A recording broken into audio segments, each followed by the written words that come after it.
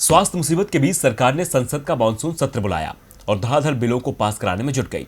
कई ऐसे विधेयक जिसे लेकर एनडीए के अंदर ही मतभेद था, उन्हें भी सरकार सदन में लेकर आई।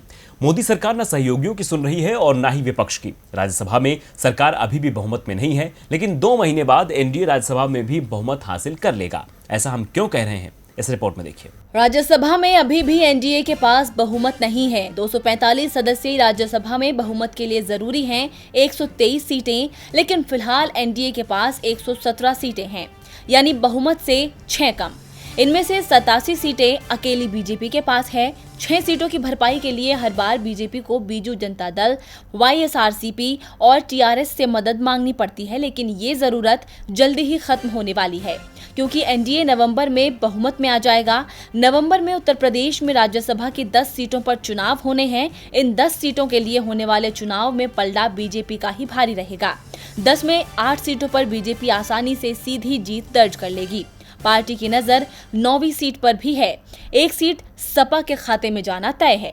सपा के रामगोपाल यादव का कार्यकाल नवंबर में खत्म हो रहा है, तो सपा की ओर से उन्हें ही भेजे जाने की संभावना है।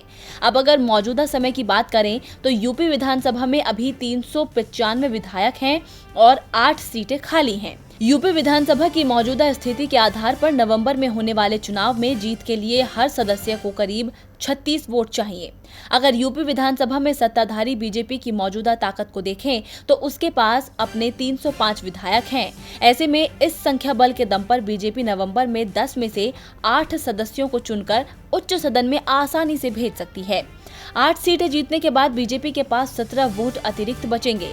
9 विधायक बीजेपी की सहयोगी अपना दल के हैं और 5 अन्य विधायकों का समर्थन भी बीजेपी को मिल सकता है। बीजेपी के लिए 5 और विधायकों का वोट जुटाना मुश्किल नहीं दिख रहा है। बीजेपी यदि 9 सीटें जीतने में कामयाब हो जाती है तो उसे सीधे 7 सीटों का फायदा होगा, क्योंकि जिन 10 सीटों का कार्यकाल खत्म हो रहा है उनमें से बीजेपी के पास 2 सीटें हैं।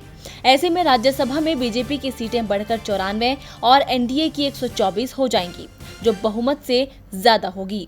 ऐसे में अब विपक्ष के लिए सरकार को संसद के किसी भी सदन में रोकना बेहद मुश्किल होने वाला है। डीबी लाइव की रिपोर्ट।